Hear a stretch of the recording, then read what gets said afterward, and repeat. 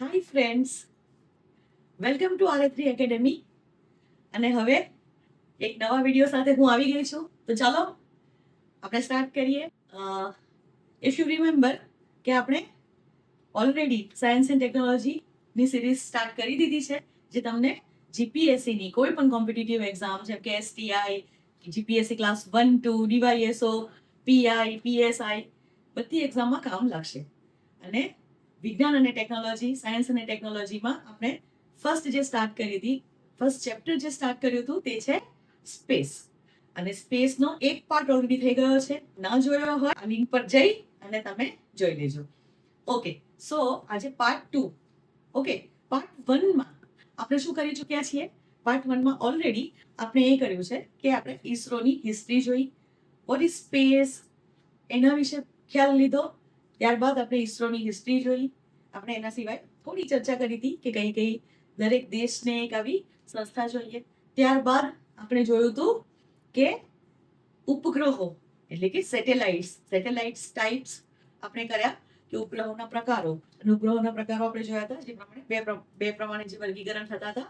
એક હતું કે તેના એપ્લિકેશન્સ એટલે કે કાર્યોના આધારે, અને બીજું વર્ગીકરણ જે હતું તે હતું આપણા તેના વજન, સેટેલાઇટના વેટના આધારે આપણે કર્યું હતું. ચલો હવે આગળ જઈએ. તો આપણે એ તો જોયું હે ને કે સેટેલાઇટ્સને આપણે લોન્ચ કરીશું. આપણે જ્યારે સ્પેસ વિશે વાત કરીશું, એ આપણે જોવું તો આપણે સ્પેસ મિશન્સ જોવાના છે. અને સ્પેસ મિશન્સ હોય છે શેના માટે? પર્ટિક્યુલરલી સેટેલાઇટ્સને સ્પેસમાં લોન્ચ કરવા માટે. ઓકે, સેટેલાઇટ્સને લોન્ચ કરવા એનો મતલબ થાય કે સેટેલાઇટને ધરતી પરથી ટાટા કરી અને ઉપર મોકલી દેવાના, હે ને. પણ આપણે એ તો જોઈ લીધું કે શું મોકલીશું, પણ એ જોયું તું. પણ હવે આપણે જોવું પડે ને કે ક્યાં મોકલવાનું છે આને, હે ને. મેડમ સ્પેસમાં મોકલીશું ને તમે તો એવું કીધું હતું કે યુનિવર્સ આખું જ સ્પેસમાં આવે, હે ને. કે પૃથ્વીના પેલા વાતાવરણની બહારનું બધું સ્પેસ છે, તો આપણે ક્યાં મોકલીએ મેડમ? તો ઓબ્વિયસલી એના ઘેર મોકલવું પડે ને આપણે. એનું ઘર કોણ છે? ઇવન તમે ન્યૂઝમાં જોયું હશે કે અમુક સેટેલાઇટને આપણે પોલાર ઓર્બિટમાં લોન્ચ કરી, ધ્રુવીય કક્ષામાં લોન્ચ કરી. અમુક સેટેલાઇટને આપણે જીઓસિન્ક્રોનસ ઓર્બિટ, હે ને, એટલે કે પૃથ્વી તુલ્યકાલી ભ્રમણ કક્ષામાં આપણે તરતી મૂકી. તો આ વિશે તમે જોયું હશે. તો વોટ ઇઝ ઓર્બિટ? કક્ષા એટલે શું? એટલે હવે આપણે નેક્સ્ટ જે જોઈશું તે જોઈશું સેટેલાઇટ્સની ઓર્બિટ્સ એટલે કે કક્ષાઓ. ઓકે, ઓર્બિટ એટલે શું? કક્ષાઓ એટલે શું? હવે સેટેલાઇટને આકાશમાં મૂકવાની, બરાબર છે. અને તે આપણે આવું પણ કીધું હતું ને કે સેટેલાઇટનો મતલબ શું થાય? તો અર્થની અરાઉન્ડમાં રિવોલ્યુશન કરે, હે ને, કે અર્થની પૃથ્વીની આજુબાજુમાં ગરબા રમે, પ્રદક્ષિણા કરે. તો જ્યારે એને રિવોલ્યુશન કરાવવાની હોય, બરાબર છે, તો ત્યાં ક્યાં આપણે રોડ બનાવવા જઈએ છીએ કે હા રોડ બનાવી દીધો કે રેલવેના પાટા નાખી દીધા ને એના ઉપર ફર્યા કરશે? ના, રોલર કોસ્ટર રાઈડ બી નથી કે એના પેલા ટ્રેક બનાવી દીધા હોય. તો કોઈ ટ્રેક કે એવું તો કઈ છે નહીં. તો પછી આ કક્ષા છે શું? કક્ષા એટલે એક કાલ્પનિક ઇમેજિનરી પાથ કે જેના થ્રુ સેટેલાઇટ, ઉપગ્રહ એ પૃથ્વીની આજુબાજુમાં પરિભ્રમણ કરે. Okay, the path, the imaginary path on which the satellite orbits or do revolution around the earth, એને કહેવાશે ઓર્બિટ એટલે કે કક્ષા. સો કક્ષાની ડેફિનેશન શું થઈ ગઈ? અગેન એકવાર કે એવો એક કાલ્પનિક રસ્તો, એવો એક કાલ્પનિક માર્ગ કે જેના પર ઉપગ્રહ જે છે એ પૃથ્વીની અરાઉન્ડમાં પરિભ્રમણ કરે છે, બરાબર છે. તો આ તો તમને ખબર પડી ગઈ કે ઓર્બિટ એટલે શું. તો આપણે આવી ઓર્બિટમાં મૂકવાનું. પણ કયા કામથી આપણે મોકલીએ છીએ, કયા ઉપગ્રહને મોકલીએ છીએ, એના આધારે કક્ષાઓ જે છે, ઓર્બિટ્સ જે છે, એના ઘણા બધા ટાઈપ્સ પડશે. અને આ જે ટાઈપ્સ પડશે એ ટાઈપ્સના પણ એટલે કે જે ક્લાસિફિકેશન કરીશું, આપણે જે વર્ગીકરણ કરીશું, એ વર્ગીકરણ પણ 3 રીતે થાય છે. સો ફર્સ્ટ વર્ગીકરણ આપણે જોઈએ કે ક્લાસિફિકેશન એ, અને એ શું થશે તો બેઝડ ઓન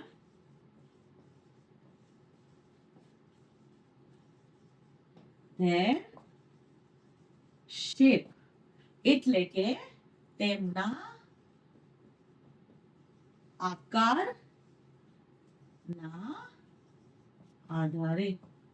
ઓકે, ફર્સ્ટ છે બેઝડ ઓન શેપ, એટલે કે તેમના આકારના આધારે. તો ચલો ગેસ કરો, ઓર્બિટના શેપ્સ કયા કયા હોઈ શકે છે? કેવા શેપની ઓર્બિટ હોય? બરાબર છે, કાં તો વર્તુળાકાર હોય કાં તો અંડાકાર હોય. ફર્સ્ટ હોય સર્ક્યુલર, એટલે કે વર્તુળાકાર, લાઈક ધીસ. ઓકે, હા બટાકો નથી, હા સર્કલ શેપ છે એવું સમજજો, અને અહીંયા વચ્ચે પૃથ્વી છે. બરાબર છે, થોડું કામ થઈ ગયું છે, કઈ નહીં, જોઈ લઈએ. ઓકે, અને બીજો શેપ જે હોય એ હોય એલિપ્ટિકલ, એટલે કે અંડાકાર.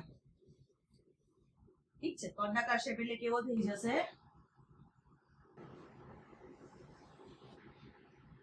somewhat. ક્લિયર છે? તો આ બે માંથી કોઈ પણ એક શેપમાં આપણી ઓર્બિટ હોય.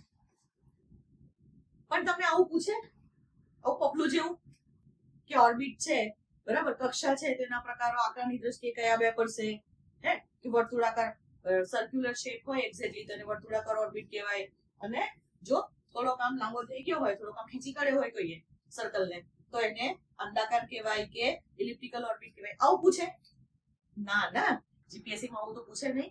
અને એટલે અહીંયા જે તમને ક્વેશ્ચન આવશે એ આવશે એના એસેન્ટ્રિસિટી ઉપર. Okay, so based on shape અથવા એસેન્ટ્રિસિટી. એસેન્ટ્રિસિટી ને ગુજરાતીમાં કહેવાશે ઉત્કેન્દ્રતા. ઓકે, એટલે ગેપ રાખી હતી, હું ભૂલી નથી ગઈ. ઓકે, ચલો. સો આકાર અથવા ઉત્કેન્દ્રતાના આધારે એવું કહેવાશે. તો અહીંયા ઉત્કેન્દ્રતા એટલે શું? ઉત્કેન્દ્રતા, એસેન્ટ્રિસિટી એટલે શું? તો જ્યારે કોઈ પણ વસ્તુ પોતાનો એક્ઝેક્ટ મતલબ એના શેપ કે કેન્દ્ર જે છે એનાથી આ વસ્તુ એ કેટલા ડિવિએશન કરે છે, ડિવિએશનનો મતલબ છે કે કેટલી આગી પાછી થાય છે, એના આધારે તે શેપની ઉત્કેન્દ્રતા નક્કી થાય. પર્ટિક્યુલરલી કર્વડ શેપની અંદર ઉત્કેન્દ્રતા આવે, એસેન્ટ્રિસિટી આવે. ઠીક છે, હવે તમે કોઈને એવું એસેન્ટ્રિક વર્ડ વિશે ખબર છે? એસેન્ટ્રિક એટલે શું? કોઈ દિવસ એવું કીધું છે કોઈને કે જવા દે ને યાર, માણસો એસેન્ટ્રિક છે, એનું કઈ ઠેકાણું નહીં? કીધું છે? હા, ના કીધું હોય તો હવે કહેજો, હે ને. કોઈને પાગલ નહીં કહેવાનું, એને કહેવાનું એસેન્ટ્રિક.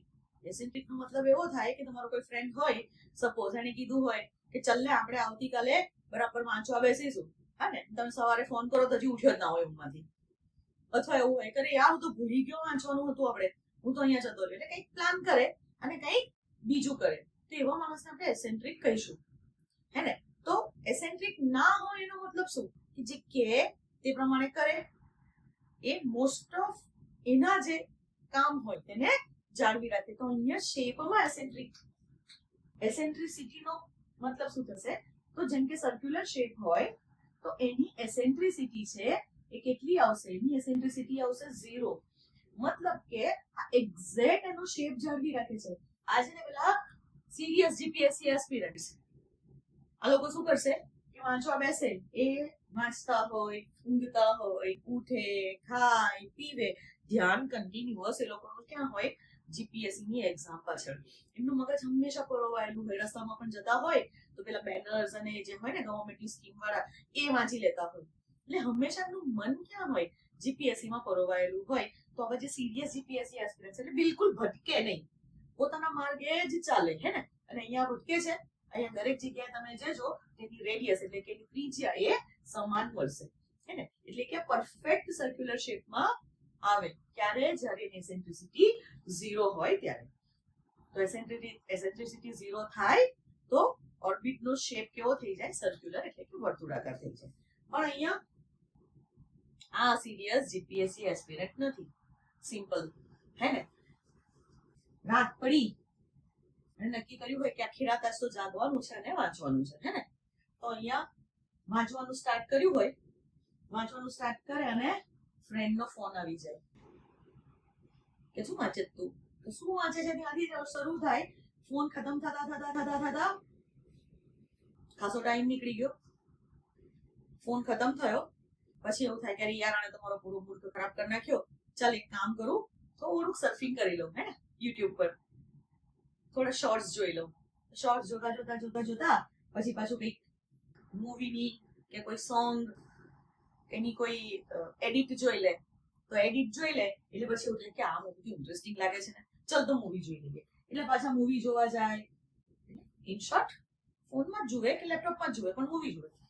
મૂવી જોઈ અને પછી જ્યાં સુધીમાં મૂડ આવે ને ત્યાં સુધીમાં શું થાય? સવાર પડી જાય. ઇન શોર્ટ, જીપીએસસી થી સ્ટાર્ટ કર્યું હતું, વાંચવાનું હતું એવું ત્યાંથી સ્ટાર્ટ કર્યું, અને ત્યાંથી ફ્રેન્ડ સાથે વાતો, પછી પાછા શોર્ટ્સ, પછી પાછા મૂવી, આ બધું કરતા કરતા જે પાથ છે, હે ને, જે માર્ગ છે જીપીએસસી નો, ત્યાંથી ભટકી જવાય. અને આવું જ્યારે ભટકે, એસેન્ટ્રિસિટી જ્યારે 0 ન હોય, એક જગ્યાએ એક ઠેકાણે ના પડ્યા હોય, તો ત્યાં શું કહેવાશે? એટલે કે ઇલિપ્ટિકલ ઓર્બિટ જે છે એની એસેન્ટ્રિસિટી 1 થઈ જશે. એટલે ઇલિપ્ટિકલ ઓર્બિટ થી યાદ રાખવાનું કે સિરિયસ ના હોય જીપીએસસી એસ્પિરન્ટ, આની જે ઓર્બિટ જે છે એ એક જેટલી જાય, એટલે કે અહીંયા એસેન્ટ્રિસિટી જે છે એ 0 થી લઈ અને 1 ની વચ્ચે હોય. 0.5, 0.6, 0.8, anything, 0.95, બટ 1 નહીં અને 0 નહીં. 0 હોય તો પરફેક્ટ સર્ક્યુલર શેપ થઈ જશે. અહીંયા બિલકુલ ભટકે નહીં, શેપ એકદમ જળવાઈ રહેશે, તો સર્ક્યુલર ઓર્બિટ. અને જો 0 થી વધી અને 1 ની નીચે હોય તો એને આપણે અંડાકાર, તમે ઉપવલય ભણ્યા હશો, ઉપવલયાકાર અથવા અંડાકાર અથવા ઇલિપ્ટિકલ ઓર્બિટ કહેવાશે. ઓકે, ઉપવલય મેથ્સ નો કોન્સેપ્ટ છે, અહીંયા આપણે એને અંડાકાર ઓર્બિટ કહીશું. ત્યારબાદ હવે ભણવામાં એક હોય તો, જો એક હોય તો તમે ભણ્યા હશો પરવલય, પેરાબોલા. ધેન 1 થી વધે તો અતિવલય, હાઇપરબોલા. આ બધા શેપ્સ હોય, પણ આપણે જીપીએસસી માટે સ્પેસ ટોપિક માટે જસ્ટ આ 2 વસ્તુ યાદ રાખવી જરૂરી છે. ક્લિયર છે? સમજાયું બધાને? તો આ થઈ ગઈ આપણી આકાર અથવા તો ઉત્કેન્દ્રતા, એટલે કે શેપ ઓર એસેન્ટ્રિસિટી ના આધારે ક્લાસિફિકેશન ઓફ ઓર્બિટ્સ. ઓકે. અચ્છા, ઘણી વખત આ જે આપણી એસેન્ટ્રિસિટી હતી ને અંડાકાર વાળી, એને આપણે એસેન્ટ્રિસિટી કેવી લખીશું? 0 થી 1. કોઈક વાર એને હાઈ એસેન્ટ્રિસિટી આવું પણ કહેવામાં આવશે કે એસેન્ટ્રિસિટી એની હાઈ છે, વધુ છે. બસ, તો આટલું જસ્ટ યાદ રાખી લેજો. બીજું ક્લાસિફિકેશન, અને એ જે બીજું ક્લાસિફિકેશન છે, ક્લાસિફિકેશન બી, એ છે બેઝડ ઓન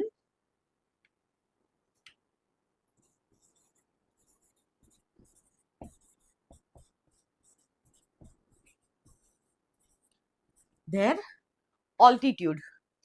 ચલો, ઓલ્ટિટ્યુડ એટલે ઓકે, ઓલ્ટિટ્યુડ એટલે કે જમીનથી કોઈ પણ તરતી વસ્તુની ઊંચાઈ. ઠીક છે? એટલે કે ઊંચાઈના આધારે કે કેટલે ઊંચે આપણે એને લોન્ચ કરી છે તેના આધારે અહીંયા ઘણી વખત એવું પણ લખાય કે ડિસ્ટન્સ ફ્રોમ અર્થ, એટલે કે પૃથ્વીથી તેના ડિસ્ટન્સના આધારે અથવા તો ઊંચાઈના આધારે. હવે આપણે જોઈશું કે ઓર્બિટ્સના કયા પ્રકારે, કેટલા પ્રકાર પડે છે, કેટલા કઈ રીતે એનું વર્ગીકરણ થાય છે. ઠીક છે? સો ફર્સ્ટ, સપોઝ આપણી પૃથ્વી છે, બરાબર છે. હવે આપણે દૂર જવાનું કે કેટલે ઊંચે એને લોન્ચ કરીએ છીએ પૃથ્વીથી, આ જે કક્ષા છે તેનું અંતર કેટલું છે તે પ્રમાણે. તો અહીંયા અગર અંતર જે છે એ 160 કિલોમીટરથી લઈ અને જો 2000 કિલોમીટર સુધીનું હોય, એટલે કે 160 થી 2000 kilometre, in short 160 to 2000 kilometre, તો એને કહેવાશે LEO, લો અર્થ ઓર્બિટ. અચ્છા, હું તમને સજેસ્ટ એવું કરીશ કે પેન પેપર લઈને બેસો, જે વસ્તુ ભણાવું છું તે લખી લેજો, એટલે તમારી પાસે એની નોટ્સ બની જાય. ઓકે, અને જો તમને નોટ્સ જોઈતી હોય તો મને કમેન્ટ કરીને જરૂરથી જણાવશો, તો હું તમને નોટ્સ પણ પ્રોવાઈડ કરીશ. કઈ રીતે કરીશ તે હું નેક્સ્ટ વિડીયોમાં તમને જણાવું. ઓકે, સો 160 થી 2000 કિલોમીટર સુધીનું જો ડિસ્ટન્સ હોય તો એને કહેવાશે લો અર્થ ઓર્બિટ, LEO. બરાબર છે. લો અર્થ એટલે કે અર્થથી લોવર ડિસ્ટન્સ પર છે, લોવર હાઈટ ઉપર છે. અચ્છા, આ જે LEO છે એની અંદર, અચ્છા, બીજી વસ્તુ કે શેપ કોઈ પણ હોઈ શકે છે, સર્ક્યુલર પણ હોઈ શકે અથવા ઇલિપ્ટિકલ પણ હોઈ શકે. જો ઇલિપ્ટિકલ હોય, બરાબર છે, અને જો આ રીતના જતી હોય, અહીંયા સપોઝ કોઈ સેટેલાઇટ છે અને એ જો આ રીતે જતી હોય, શેપ કેન બી ઇલિપ્ટિકલ અથવા સર્ક્યુલર પણ હોઈ શકે છે, સિમ્પલ એક ગોળ. તો અહીંયા કોઈ પણ ડિસ્ટન્સ ઉપર તમને જો કોઈ જગ્યાએ સેટેલાઇટ તરતી દેખાય કે જે 160 થી 160 ટુ 2000 કિલોમીટરના અંતરે હોય, તો એને કહીશું આપણે કે એ જે સેટેલાઇટ છે લો અર્થ ઓર્બિટમાં છે, લો અર્થ કક્ષામાં છે. હવે અહીંયા આ જે 160 થી 2000 કિલોમીટરનું ડિસ્ટન્સ છે, એમાં પણ અમુક કક્ષાઓનો વારંવાર યુઝ થતો હશે, અમુક કક્ષાઓ મેક્સિમમ યુઝ થતી હશે. તો એ કક્ષાઓ કઈ છે? એ કક્ષાઓ છે 400 ટુ 800 કિલોમીટર. એટલે કે જનરલી જ્યારે પણ આપણે લો અર્થ ઓર્બિટમાં સેટેલાઇટને મૂકતા હોઈએ તો પ્રિફરેબલ ડિસ્ટન્સીસ જે છે એ છે 400 ટુ 800 કિલોમીટર. આ આની વચ્ચે મેક્સિમમ સેટેલાઇટ્સ તમને મળે. 800 થી 2000 ની ઉપર થોડી ઓછી મળશે, 400 થી નીચે પણ તમને ઓછી મળશે, અને મેક્સિમમ આ 400, 450, 400, 450 કિલોમીટર્સની વચ્ચે વચ્ચે ઘણી બધી મળશે. તમને ખ્યાલ હશે ને, હમણાં સુનિતા વિલિયમ ફસાઈ ગયા હતા. ક્યાં ફસાયા હતા? ઇન્ટરનેશનલ સ્પેસ સ્ટેશનમાં. ઓકે, તો આ જે ઇન્ટરનેશનલ સ્પેસ સ્ટેશન છે તે પણ આ 400 કિલોમીટરની કક્ષામાં છે.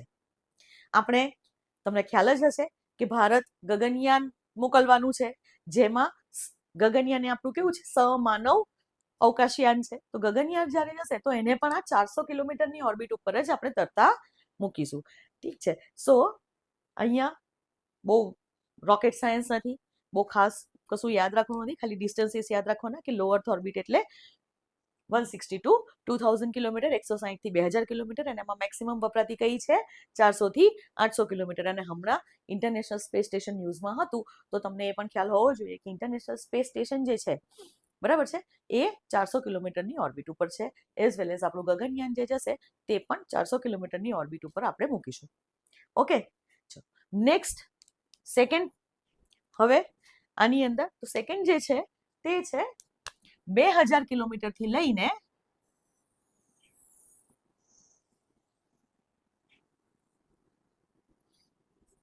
35,786 કિલોમીટર, એટલે કે 2000 ટુ 35,786 કિલોમીટર. તો જ્યારે આ ડિસ્ટન્સમાં કોઈ પણ ઓર્બિટ હોય, કોઈ પણ સેટેલાઇટ હોય, તો આપણે એને કહીશું કે તે છે મિયોમાં. મ્યાઉ મ્યાઉ નહીં, હા, મિયો, મીડિયમ અર્થ ઓર્બિટમાં છે તેવું એને કહેવાશે. ઓકે, સો અહીંયા ડિસ્ટન્સ કયા છે? 2000 થી લઈને 35,786 કિલોમીટર.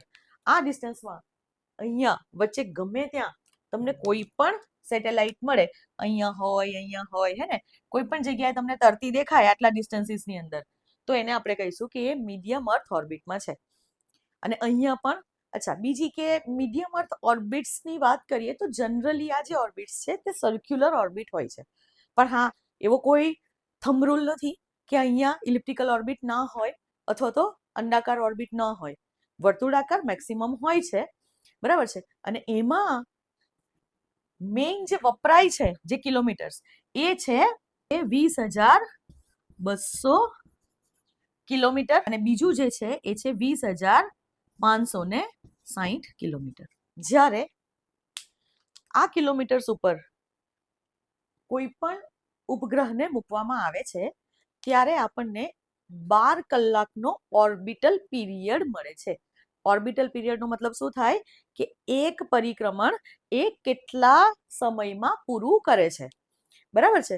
તો અહીંયા 12 કલાકનો એક્ઝેક્ટ ઓર્બિટલ પીરિયડ આપણે મેળવી શકીએ કે જો એ સેટેલાઇટને આપણે આ ડિસ્ટન્સીસમાં 20,200 કિલોમીટર કે 20,560 કિલોમીટર ઉપર મૂકીએ તો, અને એટલે એને આપણે મોસ્ટ ઓફ સર્ક્યુલર ઓર્બિટમાં રાખીએ છીએ. અને જ્યારે આપણી એવી એપ્લિકેશન હોય કે 24 કલાકમાં આપણે 2 વખત આંટો મરાવી દેવો છે, બરાબર છે, 2 વખત આપણી જે સેટેલાઇટ છે તે આખી પૃથ્વી પર ફરી જવી જોઈએ, રિવોલ્યુશન કમ્પ્લીટ થવું જોઈએ, એનું ગરબાના 2 રાઉન્ડ પૂરા થવા જોઈએ. એવી જ્યારે એપ્લિકેશન્સ હોય ત્યારે આપણે જનરલી મીડિયમ અર્થ ઓર્બિટ અને તેમાં પણ કઈ 20,200 કિલોમીટર અને 20,560 કિલોમીટરનો ઉપયોગ કરીશું.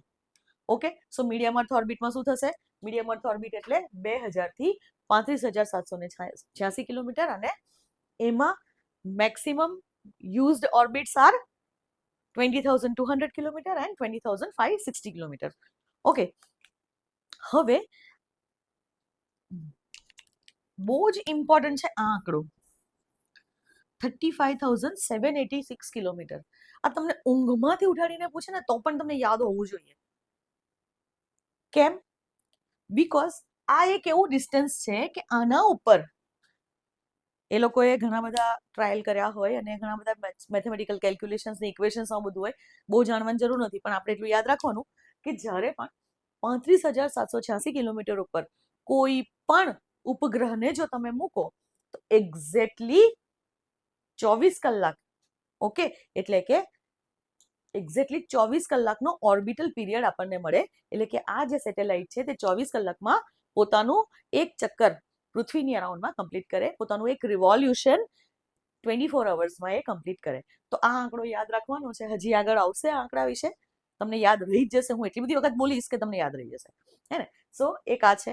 અને નેક્સ્ટ ક્લાસિફિકેશનની વાત કરીએ તો હવે આ 35,786 કિલોમીટરથી વધારે અંતરે તમને ક્યાંય પણ કોઈ પણ જગ્યાએ છેક દૂર સુધી જો કોઈ પણ સેટેલાઇટ તમને જોવા મળે તો એને કહેવાશે કે એ જે સેટેલાઇટ છે તે છે હાઈ અર્થ ઓર્બિટમાં. ઓકે, એટલે કે હાઈ અર્થ ઓર્બિટનું ડિસ્ટન્સ કેટલું? Greater than 35,786 kilometre. 35,786 કિલોમીટરથી વધારે ડિસ્ટન્સ ઉપર મૂકેલી કોઈ પણ સેટેલાઇટ એ હાઈ અર્થ ઓર્બિટમાં છે તેવું કહેવાશે. ક્લિયર છે? ઓકે, લો અર્થ ઓર્બિટના ડિસ્ટન્સીસ કયા કયા હતા? 160 to 2,000 કિલોમીટર. મીડિયમ અર્થ ઓર્બિટના કયા કયા છે? 2,000 to 35,786 kilometre. And high earth orbit greater than 35,786 kilometre. તો આ ક્લાસિફિકેશન થયું આપણું બેઝડ ઓન ધેર ઓલ્ટિટ્યુડ, એટલે કે ઊંચાઈના આધારે, અથવા based on there distance from the earth, એટલે કે પૃથ્વીથી તેઓના અંતરના આધારે વર્ગીકરણ થયું. બરાબર છે? અહીંયા તમને જોડકા જોડો કરીને બી ક્વેશ્ચન્સ પૂછાઈ શકે છે. ક્લિયર છે? હવે થર્ડ ક્લાસિફિકેશન જોઈએ આપણે. તો થર્ડ ક્લાસિફિકેશન સી જે છે એ છે based on there revolution and inclination. એટલે કે પરિક્રમણ અને કોણના આધારે. Based on the revolution and inclination. ગુજરાતીમાં કહીએ તો તેમના પરિક્રમણ અને કોણના આધારે. ચલો, હવે અહીંયા બે વર્ડ છે. એક છે પરિક્રમણ અથવા તો રિવોલ્યુશન, અને બીજો વર્ડ છે ઇન્ક્લિનેશન અથવા તો કોણ. સો અહીંયા મીનિંગ શું થશે? પરિક્રમણ એટલે શું? મેડમ બધી જ તો પરિક્રમણ કરે છે ને, તો પછી તો પરિક્રમણ તો કોઈ પણ રીતનું થઈ શકે ને. સપોઝ આપણી આ પૃથ્વી હોય તો પરિક્રમણ છે ને, પરિક્રમણ આવું પણ થઈ શકે છે, આવું પણ થઈ શકે છે, આ રીતે પણ થઈ શકે છે, હે ને? તો પરિક્રમણ તો આપણે કોઈ પણ રીતે કરાવી શકીએ. તો આ કઈ રીતે પરિક્રમણ કરે છે, આવું છે, આવું છે, કઈ રીતના પરિક્રમણ કરે છે એના આધારે તેની સાથે સાથે પરિક્રમણ, એક તો આ વસ્તુ થઈ અને બીજી વસ્તુ થશે કોણ. તો કોણ એટલે શું? તો કોણ એટલે આપણી જે કક્ષા છે એ કક્ષા વિષુવવૃત્ત ઇક્વેટર સાથે કેટલા અંશનો ખૂણો બનાવે છે તેને એ જે ઉપગ્રહ છે એનો કોણ કહેવાશે, તેને તે સેટેલાઇટનું ઇન્ક્લિનેશન કહેવાશે. તમને બધાને ખબર છે કે પૃથ્વી જે છે, બરાબર છે, હવે હમણાં આપણે આ જે ધરી જે છે એને નમેલી નથી રાખતા. હમણાં આપણે just four sec of understanding આપણી આ થિયરી પર છે ત્યાં સુધી આપણે પૃથ્વી જે છે એને સીધા રાખીએ કે એવું જ રાખીએ કે વર્ટિકલી નોર્થ અને સાઉથ પોલ છે, એટલે કે એક્સિસ જે છે એ એક્ઝેક્ટલી વર્ટિકલ છે એવું આપણે રાખીએ, બરાબર છે. તો જ્યારે આ રીતે જોઈશું તે વખતે શું થશે, તો આપણને એ તો ખબર જ છે કે એક્ઝેક્ટલી પૃથ્વી જે છે એના એક્ઝેક્ટલી મિડલમાંથી વચ્ચેથી ઇક્વેટર પાસ થાય છે અથવા તો વિષુવવૃત્ત પાસ થાય છે, બરાબર છે. વિષુવવૃત્ત નામનો અક્ષાંશ અહીંયા આવેલો છે. તો આ જે ઇક્વેટર છે એ પૃથ્વીને બે ભાગમાં વહેંચે અને એક્ઝેક્ટલી મિડલમાંથી પાસ થાય. હવે આ જે ઇક્વેટર છે એને આ ઇક્વેટર વાળી જે જગ્યા છે ત્યાંથી તમે એવું વિચારો કે એક પ્લેન ઇમેજિન કરો, એક સમતલ ઇમેજિન કરો, બરાબર છે. કે સપોઝ આ પૃથ્વી છે એના બે ભાગ કરી દો, વચ્ચેથી હું એક કાગળ કે કંઈ પણ એક શીટ મૂકી દઉં, તો એ જે સીધું આ જે એક પ્લેન બન્યું, બરાબર છે, આને કહેવાય ઇક્વેટોરિયલ પ્લેન, બરાબર. એટલે આ વિષુવવૃત્ત સાથે આપણો જે ઉપગ્રહ છે એ એક્ઝેક્ટલી વિષુવવૃત્તની ઉપર છે કે થોડા ખૂણે છે, બરાબર છે. આ જે ખૂણો કેટલો છે એના આધારે તેનું ઇન્ક્લિનેશન નક્કી થાય, તેનું કોણ નક્કી થાય. એટલે ઇન્ક્લિનેશન કોની સાથે કરીએ છીએ, અહીંયા જેમ કે આપણું જે ધરી છે એનું નમન આપણે નક્કી કરીએ તો આપણે એવું કહીએ છીએ કે ધરી જે છે પૃથ્વીની જે એક્સિસ છે એ 23.5 ડિગ્રી પર ટિલ્ટેડ છે, નમેલી છે, બરાબર. પણ આ જે નમેલી એ કોનાથી લઈએ છીએ આપણે, વર્ટિકલ પ્લેનથી લઈએ છીએ, હે ને. વાય એક્સિસ જેને આપણે કહીએ વર્ટિકલ, એનાથી 23.5 નમેલી છે.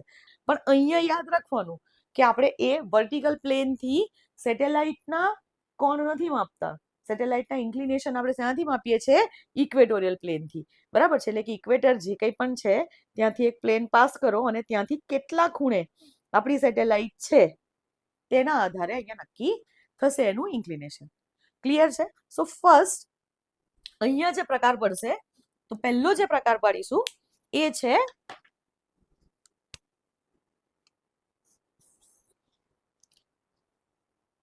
એ સેટ. એટલે અહીંયા એક આપણે આ રીતે કરાવી શકીએ કે સપોઝ આ પૃથ્વી છે, બરાબર છે, અને આ જે પૃથ્વી છે આમાં આપણી જે સેટેલાઇટ છે તે કેવી રીતે છે, આ રીતે ફરે છે. સપોઝ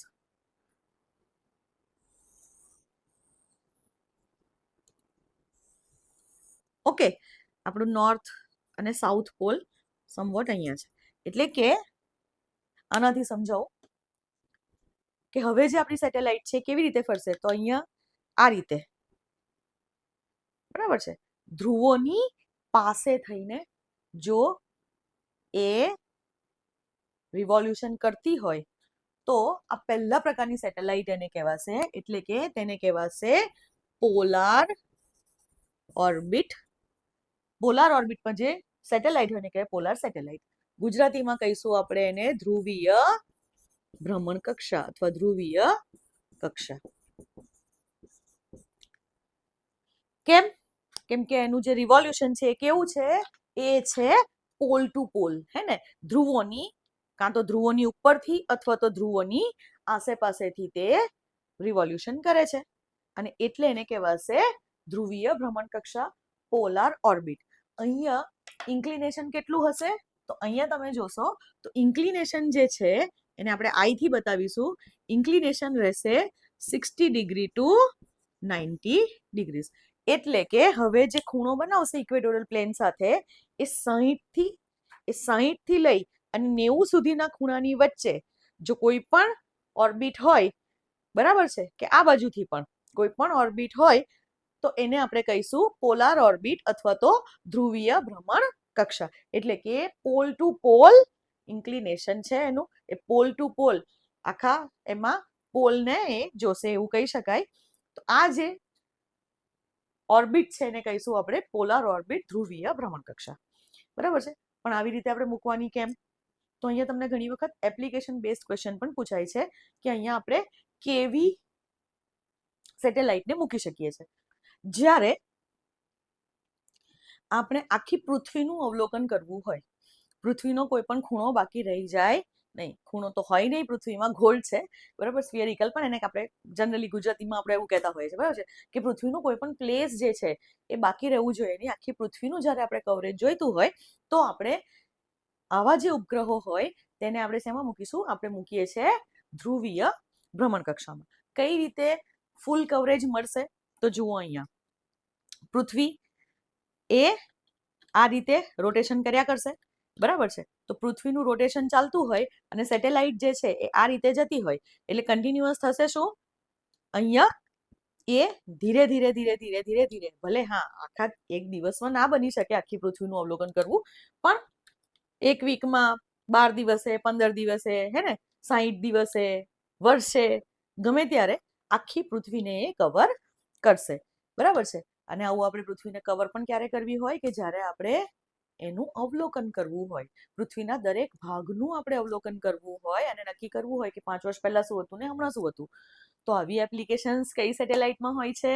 ચલો ઉપગ્રહોના પ્રકારો યાદ કરો હવે. તો કયા ઉપગ્રહ અહીંયા આપણે મૂકીશું? યસ, વેરી ગુડ, અર્થ ઓબ્ઝર્વેશન સેટેલાઇટ્સ. પૃથ્વી અવલોકન ઉપગ્રહોને આપણે જનરલી પોલાર સેટેલાઇટમાં મૂકતા હોઈએ છીએ. આપણે જનરલી એને ધ્રુવીય ભ્રમણકક્ષામાં મૂકતા હોઈએ છીએ. ઓકે, સોરી, પોલાર ઓર્બિટમાં મૂકતા હોઈએ છીએ. ધ્રુવીય ભ્રમણકક્ષામાં આપણે આવા ઉપગ્રહોને મૂકીશું. એટલે કે બે વસ્તુ રહી કે ધ્રુવીય ભ્રમણકક્ષામાં કેવા ઉપગ્રહોને મૂકીશું કે જે ઉપગ્રહોને આપણે પૃથ્વીના અવલોકન માટે મોકલતા હોઈએ, એટલે કે અર્થ ઓબ્ઝર્વેશન સેટેલાઇટ. અને આપણી એપ્લિકેશન એવી હોય કે ઓવર ધ ટાઈમ આખી પૃથ્વીનું આપણે અવલોકન કરી શકીએ, આખી પૃથ્વીના દરેક હિસ્સાને આપણે આવરી લઈ શકીએ. આવી એપ્લિકેશન જ્યારે હોય, આવા જ્યારે કાર્ય કરવા હોય, તો તે વખતે એવા ઉપગ્રહને આપણે ધ્રુવીય ભ્રમણકક્ષામાં પોલાર ઓર્બિટમાં મૂકીશું. અહીંયા એવું પણ કહેવાશે કે અહીંયા ધ્રુવોથી ધ્રુવો તરફનું પરિક્રમણ આપણી આ કરી રહી છે. ઇન્ક્લિનેશન કેટલું હશે? 60 ડિગ્રી ટુ 90 ડિગ્રી. હવે આપણી આ જે પોલાર ઓર્બિટ છે, ધ્રુવીય ભ્રમણકક્ષા છે, એનું જ બચ્ચું બીજો નંબર એ છે પોલાર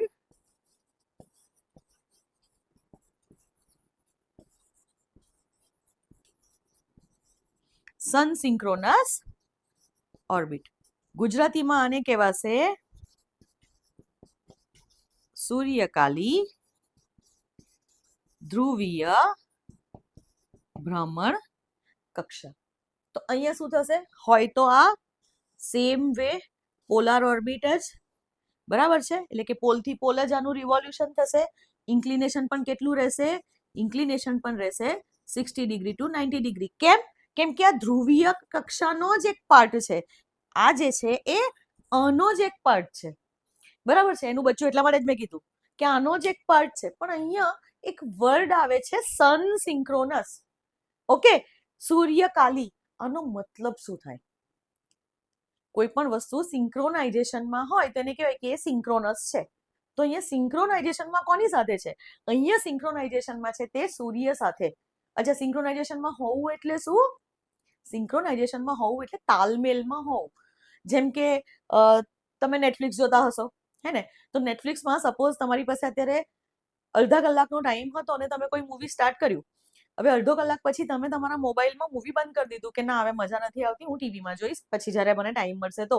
અને સાંજે પછી તમે ક્લાસમાંથી ઘરે જાઓ કે સાંજે તમને કે ગમે ત્યારે ફરી જ્યારે ટાઈમ મળે તો તમે સેમ મૂવી ચાલુ કરો તો એ ક્યાંથી સ્ટાર્ટ થાય? એ પેલા અડધો કલાક પછી જ ચાલુ થાય, હે ને. તો આને શું કહેવાય? કે તમે એક ડિવાઇસમાં જોવો છો. તમારું આ જે મોબાઈલનું જે ડિવાઇસ છે, તમારા એકાઉન્ટ કે જે તમારા ટીવીમાં છે તેની સાથે લિંક્ડ છે. તમે જો ઘણી વખત તમે જોયું હશે કે આપણે ગૂગલથી કોન્ટેક્ટ સિંક કરીએ છીએ, sync, that is called synchronization. Okay, તો સિંકમાં હોવું એનો મતલબ શું છે? તાલમેલમાં છે, રિયલ ટાઈમ. અહીંયા તાલમેલ કોની સાથે છે? આપણા જે એકાઉન્ટ્સ છે, ગૂગલ એકાઉન્ટ્સ છે, તમારા કોન્ટેક્ટ જે છે, અથવા તો આપણું જે નેટફ્લિક્સનું એકાઉન્ટ છે, એ એકાઉન્ટ ટાઈમ સાથે અને ડિવાઇસીસ સાથે તાલમેલમાં છે. એટલે કે તમે એક ડિવાઇસીસમાં જ્યાં સુધી જોતા હો ત્યાંથી જ બીજા ડિવાઇસમાં ચાલુ થાય. એટલે કે એક સાથે વિથ ટાઈમ નોટ કરી લેશે કે કેટલો સમય આ વિડીયો ચાલ્યો છે, બરાબર છે. તો એને કહેવાય સિંક્રોનાઇઝેશનમાં હોવું. અહીંયા સૂર્ય સાથે સિંક્રોનાઇઝેશનમાં છે એવું કહે છે, બરાબર ને. સૂર્ય સાથે એનો કાલ મેચ થાય છે એવું કહે છે કે સૂર્ય સાથે આ સેટેલાઇટ તાલમેલમાં છે. એનો મિનિંગ શું થશે? તો સૂર્ય સાથે તાલમેલમાં હોવાનો મતલબ શું છે? કે સૂર્યની ગતિ સાથે એ તાલમેલમાં છે. અને સૂર્યની ગતિ આપણે ત્યાં શું નક્કી કરશે? વેરી ગુડ, ટાઈમ, હે ને. ટાઈમ ડિસાઈડ થાય ને કે સૂર્ય ઉગે એટલે સવારના 6 વાગ્યા, સૂર્ય માથા પર જ્યારે આવે તો આપણે એવું કહીશું કે બપોરના 12 વાગ્યા, અને સૂર્ય આથમી જાય તો સાંજના 6 વાગ્યા, પછી આપણે બીજા 12 કલાક પણ એ રીતે નક્કી કરી લઈએ. ખ્યાલ છે તમને બધાને? બરાબર છે. તો સૂર્ય જે છે એ ટાઈમ નક્કી કરે. ઇન શોર્ટ, એવી ધ્રુવીય ભ્રમણ કક્ષાઓ કે જેનાથી તમારે એવી એપ્લિકેશન હોય કે ઉપગ્રહ કોઈ એક ચોક્કસ સમયે કોઈ એક ચોક્કસ સ્થળ પરથી પસાર થવો જોઈએ. તો જ્યારે આવી કોઈ એપ્લિકેશન હોય તો આપણે એને કહીશું કે તે સૂર્યકાલી છે અથવા તે સન સિંક્રોનસ છે. ફોર એક્ઝામ્પલ, સપોઝ અહીંયા જુઓ, બરાબર છે, તો આપણું ભારત છે, બરાબર છે, અને મારી એપ્લિકેશન એવી છે કે મારી જે આ સેટેલાઇટ છે એને બપોરના 2 વાગ્યે મારે દિલ્હી પરથી એટલે કે ભારત પરથી આ પાસ થવી જોઈએ દરરોજ, બરાબર છે. તો દરરોજ થશે શું કે આ બપોરના 12 વાગશે એટલે આ ભારત પાસેથી પાસ થશે. હવે સેટેલાઇટ પણ જતી રહી, બધું જતું રહ્યું. સેટેલાઇટ બીજા ચક્કર મારી શકે છે, પણ ફરીથી પાછા બીજા દિવસે બપોરના 12 વાગશે એટલે એ સેટેલાઇટ પાછી ભારત ઉપરથી પાસ થશે, બરાબર છે. તો આવી જ્યારે એપ્લિકેશન્સ હોય, અને અહીંયા રાત કે દિવસ ગમે તે ટાઈમે હોઈ શકે છે, ઇવન આપણે રાતના 12 વાગે કે રાતના 4 વાગે પણ આ એપ્લિકેશન કરાવી શકીએ છીએ કે રાતના 4 વાગે સપોઝ આપણે એવું હોય કે ભારત પરથી પાસ થવી જોઈએ, તો ત્યારે શું થશે કે ભારત જ્યારે આમ પાછળ હોય ને ત્યારે આ સેટેલાઇટ અહીંયાથી પાસ થશે. એટલે કે સૂર્ય તમારી બાજુ છે અત્યારે, તો આ બાજુ રાત થઈ ગઈ. તો અથવા તો એવું વિચારો કે સૂર્ય મારી બાજુ છે, ઓકે, હું સૂર્ય છું, તો તમારી બાજુ રાત છે, તો એ વખતે શું થશે કે 4 વાગે અહીંયાથી પાસ થશે. અગેન પેલું ફર્યા કરશે, અને અગેન બીજા દિવસે 4 વાગશે એટલે આ ભારત અહીંયા હોવું જોઈએ અને સેટેલાઇટ ભારતની ઉપરથી પાસ થવી જોઈએ. ઇન શોર્ટ, કે દિવસનો કોઈ પણ એક ચોક્કસ નક્કી કરો ટાઈમ, અને એ ટાઈમે જો તમારે ઉપગ્રહને કોઈ ચોક્કસ સ્થળ ઉપરથી પસાર કરાવવો હોય તો એને આપણે કહીશું કે સૂર્યકાલી ધ્રુવીય ભ્રમણ કક્ષા, કેમ કે ટાઈમ સૂર્ય નક્કી કરતો હોય છે એટલા માટે. ક્લિયર છે? અને આવું આપણે શા માટે કરીએ? કેમ કે દરરોજ જે કંઈ પણ આપણે ટાઈમ નક્કી કર્યો હોય એ ટાઈમે શેડોઝ જે છે તે એક સરખા આવે, એટલે કે જે છાંયડા પડે તે એક જેવા હોય, અને એટલે ઓબ્ઝર્વેશન આપણે કરવું હોય. હવે દરરોજ જ આપણે જો ભારતનું જ ખાલી ઓબ્ઝર્વેશન કરવા માટે આપણે કોઈ ઉપગ્રહ તરતો મૂક્યો છે, તો ભારતના ઓબ્ઝર્વેશન માટે એ વખતે શું થાય કે દરરોજ 2 વાગે હોય એટલે દરરોજ 2 વાગે પેલા છાંયડા જે હોય એક જેવા પડે, અને એટલે કોઈ બી ચેન્જીસ હોય તો આપણને તરત ખબર પડે, બરાબર છે. તો એવા એપ્લિકેશન માટે આપણે પોલાર સન સિંક્રોનસ ઓર્બિટનો ઉપયોગ કરીએ, અથવા તો સૂર્યકાલી ધ્રુવીય ભ્રમણ કક્ષાનો ઉપયોગ કરીએ. આ જે છે, બરાબર છે, PSSO પણ કહેવાશે, અને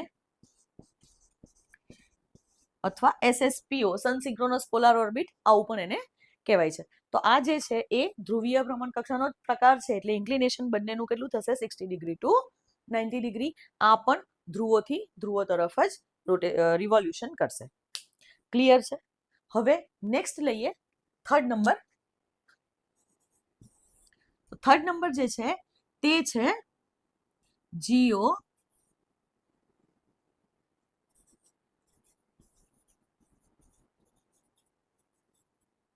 સિંક્રોનસ ઓર્બિટ, GSO. ગુજરાતીમાં કહેવાશે પૃથ્વી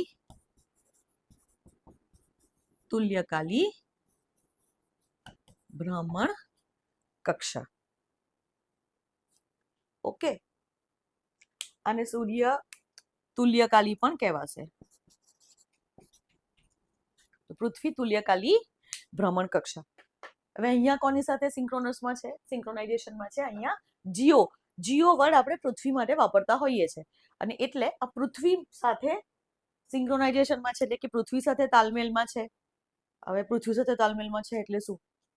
એનો મતલબ શું થયો? પૃથ્વી સાથે તાલમેલમાં છે એનો મતલબ છે કે જો પૃથ્વી પણ એક પ્રકારની ગતિ કરે છે, હે ને? એકચ્યુઅલી પૃથ્વી 2 પ્રકારની ગતિ કરે છે. પૃથ્વીની એક ગતિ છે કે પોતાની ધરી ઉપર રોટેશન કરે છે, એટલે કે પરિભ્રમણ કરે છે, અને બીજું પૃથ્વીની બીજી ગતિ કઈ છે? બીજી ગતિ છે કે સનની અરાઉન્ડમાં રિવોલ્યુશન કરે છે, એટલે કે સૂર્યની અરાઉન્ડમાં પરિક્રમણ કરે છે. તો આ બે પૃથ્વીની ગતિ થાય. એમાંની પણ આપ તમે મને એવું કહો કે આપણી સેટેલાઇટ્સ એટલે કે આપણા ઉપગ્રહોનું શું કામ? ઉપગ્રહોની ગતિ કઈ? ઉપગ્રહોની ગતિ છે માત્ર એક કે એ લોકો પૃથ્વીની અરાઉન્ડમાં રિવોલ્યુશન કરશે, પૃથ્વીની આજુબાજુમાં એ પરિક્રમણ કરશે. બરાબર છે. તો જ્યારે અહીંયા બે ગતિઓને સિંક્રોનાઇઝેશનમાં લાવવાની છે.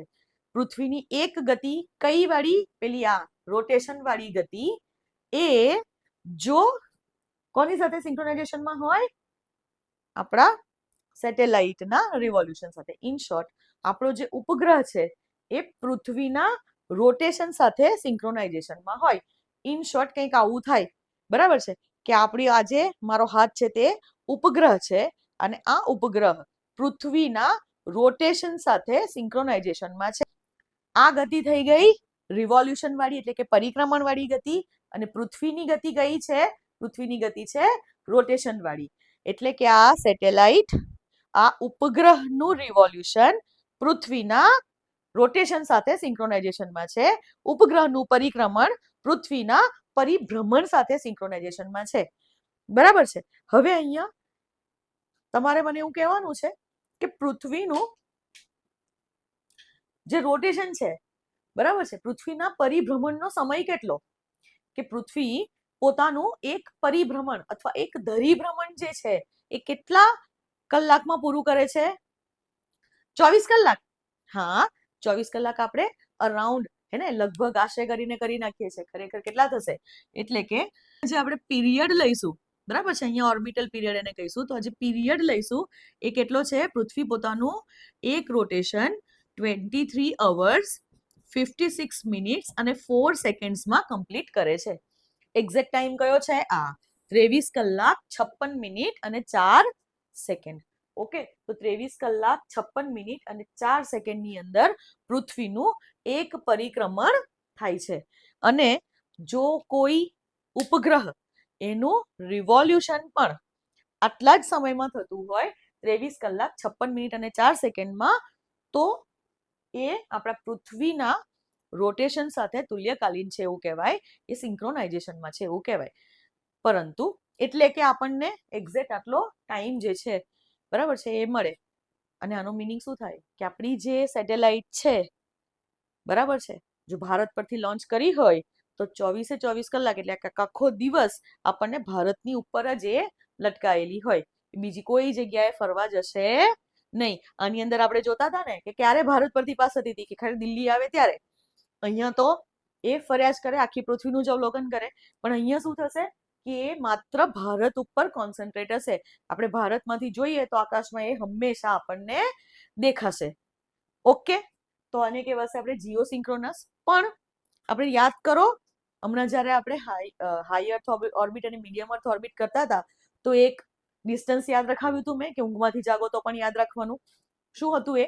સો એમાં એવું, એટલે અહીંયા ઘડી આ 24 કલાક એટલે કે આપણો જે રોટેશનલ પીરિયડ અર્થનો એ મેચ કરવા માટે અહીંયા ડિસ્ટન્સ પણ ઇમ્પોર્ટન્ટ છે. અહીંયા આપણે એક ડિસ્ટન્સ ઉપર પણ એને મૂકવી પડે. તો આ જે ડિસ્ટન્સ છે કેટલું આપવાનું? 35,786 કિલોમીટર. એટલે કે 35,786 કિલોમીટર, 35,786 કિલોમીટર ઉપર મૂકીએ તો જ આપણને આ ઓર્બિટલ પીરિયડ મળે.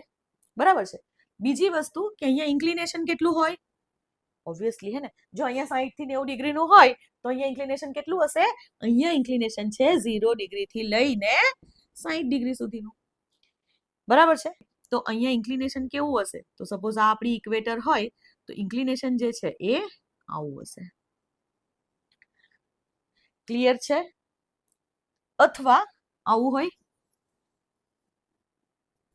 આ ઇક્વેટર છે તો એક્ઝેક્ટલી ઇક્વેટરની ઉપર. અહીંયા થોડુંક ઇન્ક્લાઇન છે, અહીંયા એક્ઝેક્ટલી ઇક્વેટરની ઉપર છે એટલે કે 0 ડિગ્રી. બરાબર છે. તો અહીંયા બે કેસ થયા.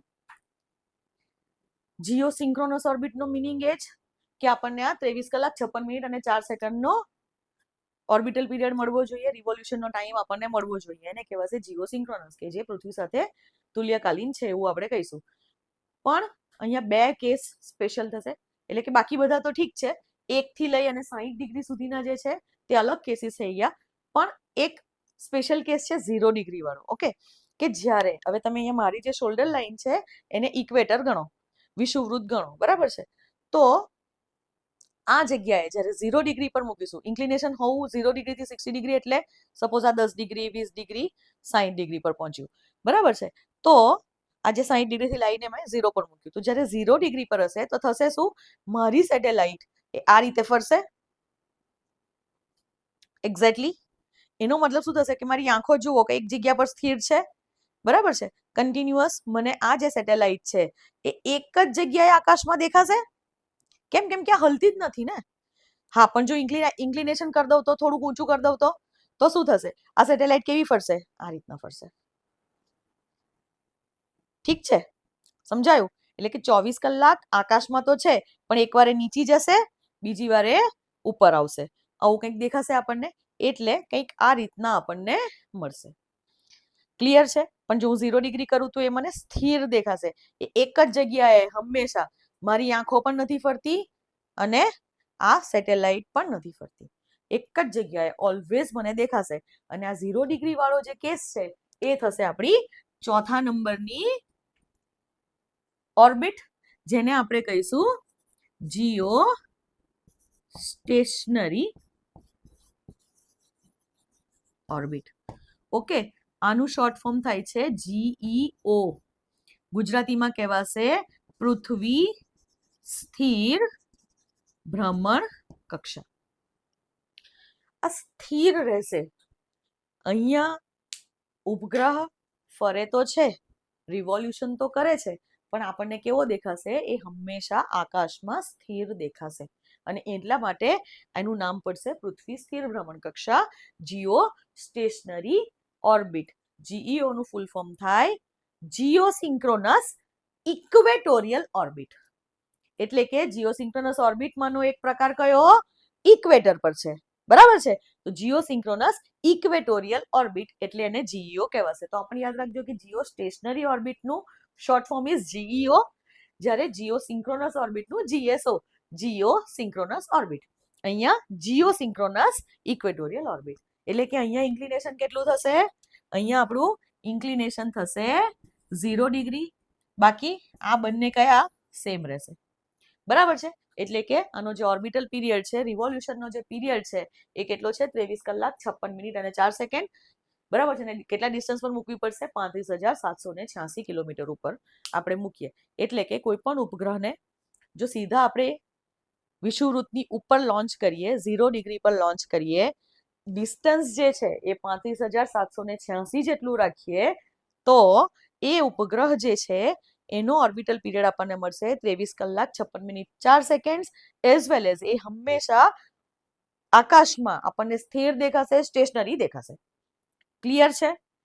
હવે ઘણી વખત ક્વેશ્ચન એવો પૂછાય છે કે જે જીઓસિન્ક્રોનસ ઓર્બિટ છે એમાં જે ઉપગ્રહ રહેલા હોય એ કેવા દેખાય. એક તો સ્થિર દેખાય, બરાબર છે, કાં તો સ્થિર હોય, જો 0 ડિગ્રી હોય તો એ જીઓસ્ટેશનરી ઓર્બિટ થઈ જાય, અને જો ઇન્ક્લિનેશનમાં હોય તો, થોડું ઇન્ક્લાઇન હોય તો, થોડો ખૂણો બનાવતું હોય તો શું થશે, તો હવે ફરી જુઓ, તો જો એ ખૂણો બનાવતું હોય તો શું થશે કે આ ઉપર અહીંયા મેં એનો અમુક 45 ડિગ્રી જેવો ખૂણો લીધો છે, તો આ જે મારો ઉપગ્રહ છે એ આ રીતે જશે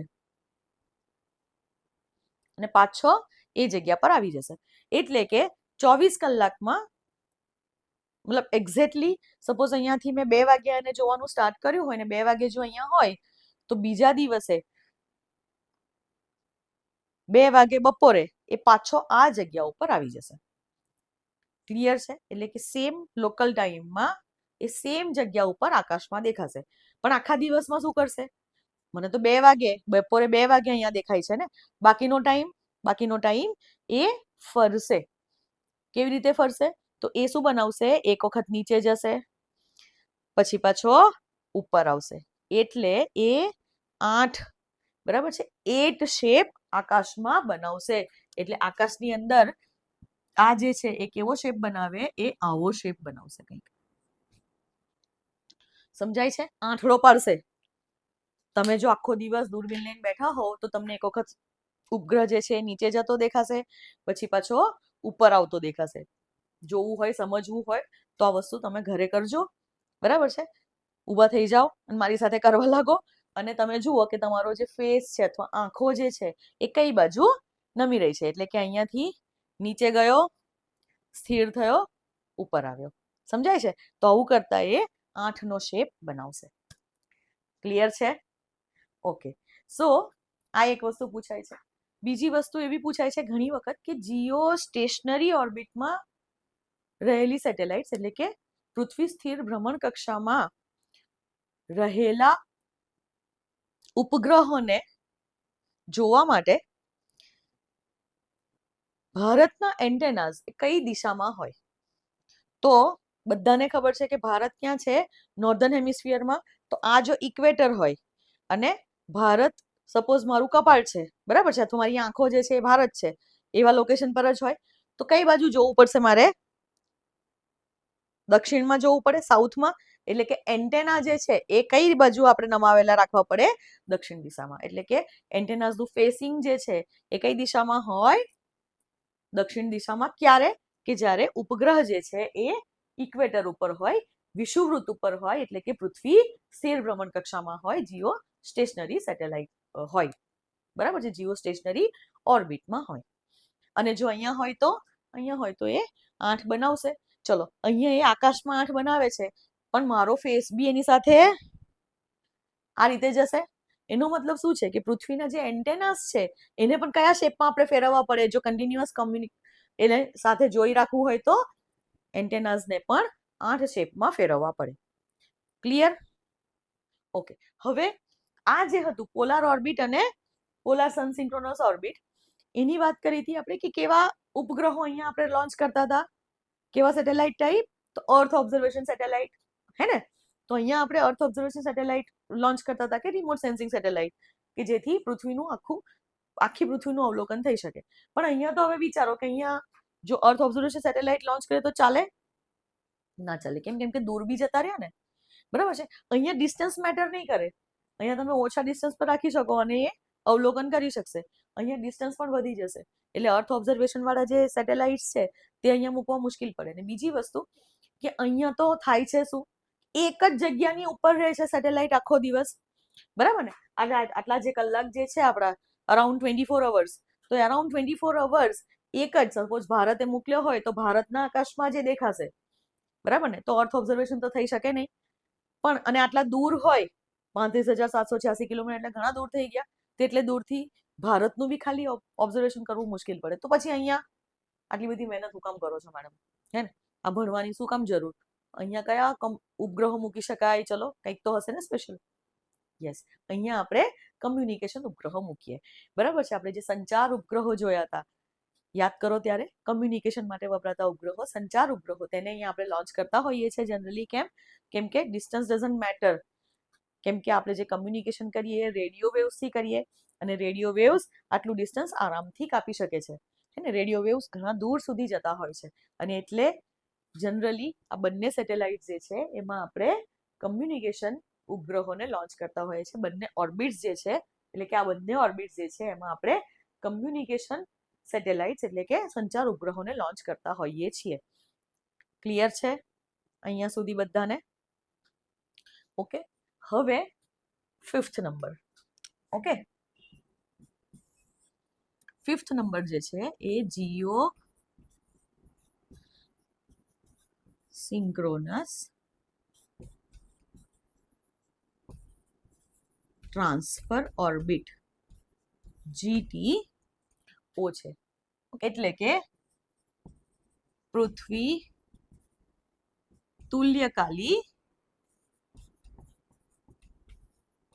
સંક્રમણ ભ્રમણ કક્ષા. ઠીક છે. તો આ શું છે? કંઈક ટ્રાન્સફર થઈ રહ્યું છે ને? સંક્રમણનો મતલબ છે કંઈક ટ્રાન્સફર થઈ રહ્યું છે. અહીંયા મતલબ શું થશે? તો જુઓ, આ આપણી પૃથ્વી છે, બરાબર છે. અને આ જે બંને ઓર્બિટ્સ જે છે એ ક્યાં છે? એ છે, હવે હું ટોપ વ્યૂ લઉં છું, તો આપણે કયા ડિસ્ટન્સ પર લોન્ચ કરવાની છે? આ બંનેને આપણે લોન્ચ કરવાની છે આટલા દૂર સુધી, બરાબર છે ને? કેટલું? 35,786 કિલોમીટર સુધી, આટલે દૂર સુધી લોન્ચ કરવાની છે. હવે શું થાય? આપણે આટલા ડિસ્ટન્સ સુધી લોન્ચ કરવી હોય ને તો બહુ જ બધું ફ્યુઅલ જોઈએ, હે ને? અને તમને ખબર હોય તો કોમ્યુનિકેશન સેટેલાઇટ છે એમનું વજન જ 4,000 કિલોગ્રામ, 5,000 કિલોગ્રામ, 6,000 કિલોગ્રામ, 3,000 કિલોગ્રામ, એટલે આવી રીતના હજારો કિલોગ્રામમાં એકચ્યુઅલી કમ્યુનિકેશન સેટેલાઇટ પોતે હોય. તો સેટેલાઇટનું પણ આટલું વજન, પ્લસ અહીંયા આટલે દૂર સુધી મોકલવું છે એટલે કે એની અંદર પછી આપણે ફ્યુઅલ પણ ઘણું વાપરવું પડે, ઘણું બધું બળતણ ઈંધણ જોઈએ. અને આટલું બધું ઈંધણ સમાવવું હોય, બરાબર ને? આટલા 4,000 કિલોગ્રામના ઉપગ્રહને સીધા અહીંથી આમ લોન્ચ કરીને આપણે અહીંયા મૂકી દઈએ તો આટલું બધું જો બળતણ સમાવવું હોય ને તો આપણું જે રોકેટ જે હોય ને, હે ને, એની જેની અંદર આપણે સેટેલાઇટ મોકલીએ છીએ એ રોકેટની સાઈઝ જે છે ને ભારત કરતા મોટી થઈ જાય, હે ને? અને આ જ પ્રોબ્લેમ છે કે આટલે દૂર સુધી મોકલવામાં તકલીફ પડે, ડાયરેક્ટલી આપણે મોકલી શકીએ નહીં. અને એટલે આપણે શું કરીશું? તો આપણે એક વચગાળાનો રસ્તો, ને આપણે એમ ખબર ને આપણે ભારતીયો છે ને બધા જુગાડું, અને એટલે અહીંયા મસ્ત જુગાડ આપણે રમીશું. શું કરીશું? અહીંયા જુગાડ કેવો કરીએ છે? તો આપણે પહેલા તો સેટેલાઇટ જે છે એને લોન્ચ કરીએ, અને લોન્ચ કરીને આપણે આ રીતે એક જગ્યા સુધી મોકલી દઈએ, બરાબર છે? અહીંયા સુધી આપણે મોકલી દીધી, પછી અહીંયાથી એને ધક્કો મારવાનો, અને ધક્કો મારીને એ આવી રીતે આટા ફરતી ફરતી, બરાબર છે, અલ્ટિમેટલી અહીંયા પહોંચે, ગોળ ગોળ ફરતી ફરતી. પહેલામાં પહેલા આપણે લોન્ચ ક્યાં કરી? આ જગ્યાએ કરી. એટલે કે આપણે લો અર્થ ઓર્બિટની અંદર સેટેલાઇટને લોન્ચ કરી દીધી, આપણે ત્યાં મૂકી આવ્યા. આપણે ક્યાં સુધી મોકલવાની? ખાલી લો અર્થ ઓર્બિટ સુધી, બરાબર છે? એટલે 160 થી 2,000 કિલોમીટરની વચ્ચે આપણે એને મોકલી દેવાની. જેટલું ઓછું ડિસ્ટન્સ હોય એટલું સારું. અરાઉન્ડ 500 કિલોમીટર જેટલામાં આપણે મોકલી દઈએ. એટલે કે અહીંયા આપણે 500 કિલોમીટરમાં જ સેટેલાઇટને છોડી આવ્યા. ઓકે. અને સેટેલાઇટ આકાશમાં જાય તો તમે જો કોઈ લોન્ચ જોયા હોય તો તમને ખબર હશે કે સેટેલાઇટ એક વખત આમ પેલા રોકેટમાંથી છૂટી પડી જાય, નીકળી જાય, પછી આમ છે ને આમ કે એના વિંગ્સ ખોલે, હે ને? પેલા સોલાર પેનલ ખુલી જાય, અને સોલાર પેનલ ખુલે, બરાબર છે? એટલે ત્યાં આગળ એને હવે એ ક્યાંથી? સૂર્યમાંથી એનર્જી મેળવે, એને પાવર મળી જાય. અને તે વખતે ગ્રાઉન્ડ સ્ટેશન પર બેઠા બેઠા શું કરવાનું?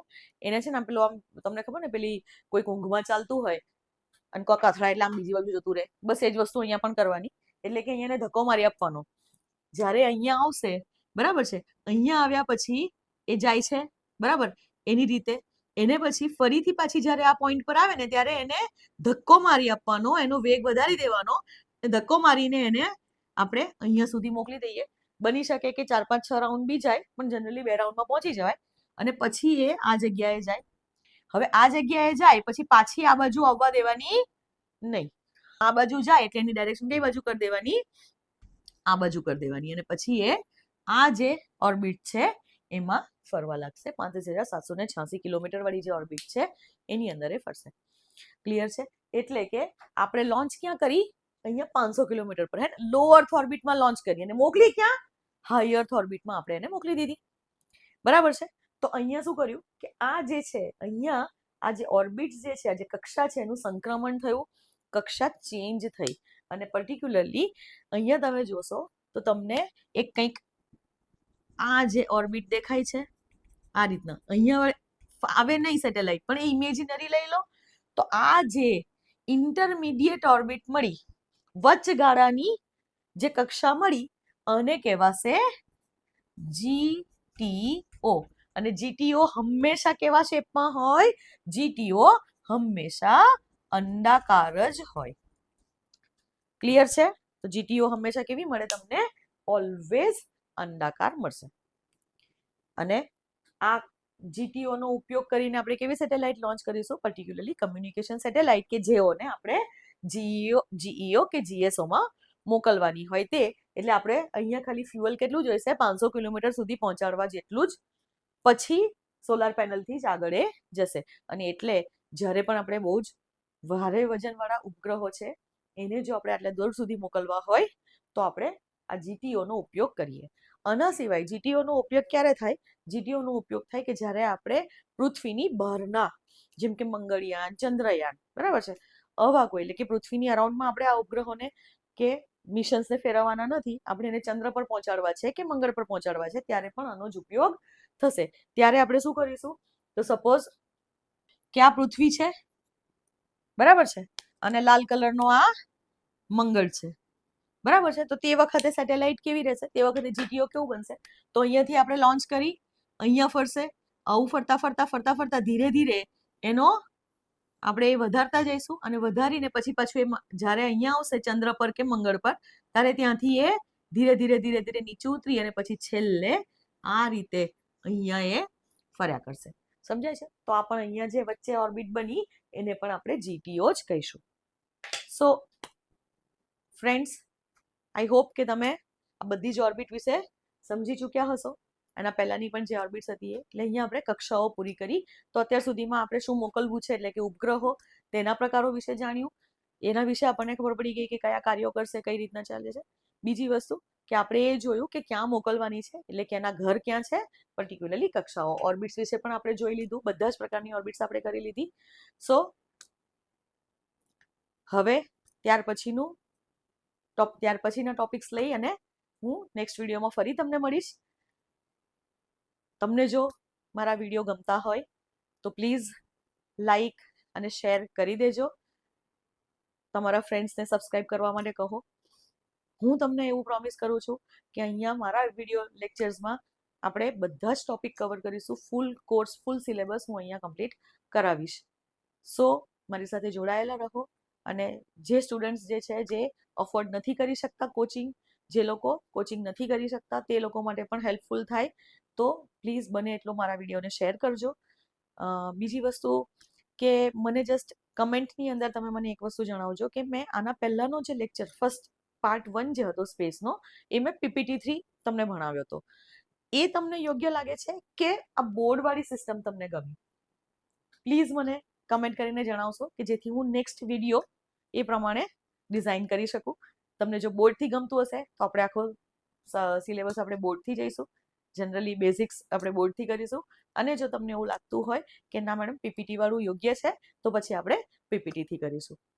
ઓકે, ચલો મળીએ ફરી. બાય.